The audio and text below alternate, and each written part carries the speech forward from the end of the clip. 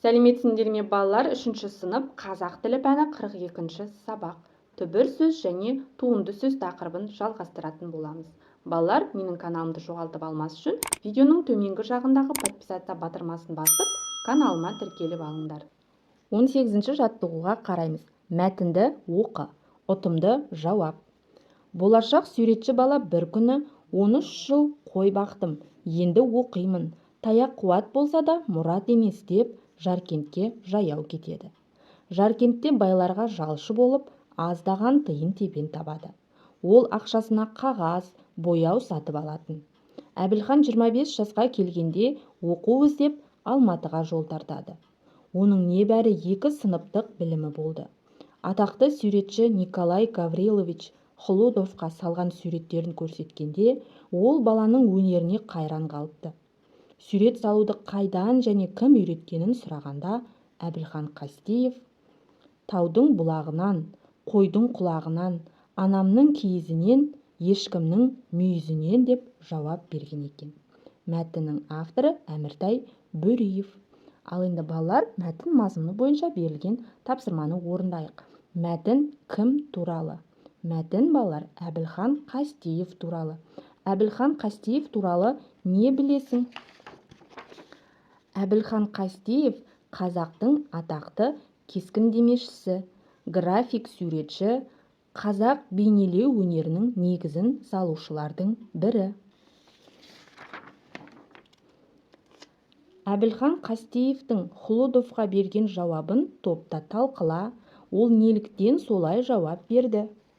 Балалар, себебі ол 13 жыл бойы қой бақты, 2 сыныптық білімі ғана болды. Ол сурет салуды табиғаттан, айналасынан үйренген нағыз талант иесі еді. Мәтін кімнің атынан баяндалып тұр дейді? Мәтіннен туынды сөздерді тап. Мәтін автор Әміртай Бөриевтің атынан баяндалып тұр. Ал мәтіндегі туынды сөздер суретші, жалшы. Мұндағы түбірі сурет, ші, жұрнақ. Жалшы сөзіндегі түбірі жал, шы, жұрнақ. 19-ші жаттығу мақалдың қатесін түзеп жаз. Білімді жастан ақыл шығар, ақылды қарттан нақыл шығар. Мұнда білімді сөзі, яғни мақалдың басы бас әріппен жазылады және соңында нүкте қойылады. Мақалдың қатесін түзеп дәптерімізге жазып аламыз. Білімді жастан ақыл шығар, ақылды қарттан нақыл шығар. Туынды сөздерді тауып, олардың сөз құрамына талда дейді. Туынды сөздер білімді, ақылды. Мұндағы түбірі біл, імді бізде жұрнақ, ақылды сөзіндегі түбірі ақыл, ды, жұрнақ. Мақалдың мағынасын қалай түсінгеніңді айт дейді. Балалар, мақалдың мағынасы жастар білімді болса ақыл айтады, ал қарттар ақылды болса нақыл айтады деген мағынада айтылған екен. 20-ші жаттығу берілген жұрнақтарды қандай сөздерге қосып жаңа сөз жасауға болады дейді. Берілген жұрнақтар бізде пас, шы, хана, кер, қой. Ал енді осы жұрнақтарға сөздерді жалғап туынды сөз жасаймыз.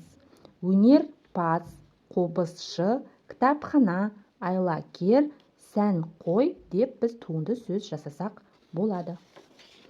21-ші жаттығу шығармашылық үзіліс. Бір дыбыс 2 рет қайталанбайтындай етіп жаңа сөз жасап жаз дейді. Мұнда буындар берілген, сол буындарды пайдаланып, дыбысы 2 рет қайталанбайтын етіп жаңа сөз жасауымыз керек. Біріншісі тон, шар буындары берілген, біз одан шортан деген жаңа сөз шығарсақ болады. Келесі үй, кіш, үйшік, бар, қыз, қарбыз, гері, дәр, дәрі, гер, ық, бал, балық деген сөз жасасақ болады екен. Балалар, осымен бүгінгі біздің сабағымыз аяқталды. Барлық тапсырмалар сендерге түсінікті болды деген ойдамын. Келесі жаңа сабақта кездескенше сау болыңдар.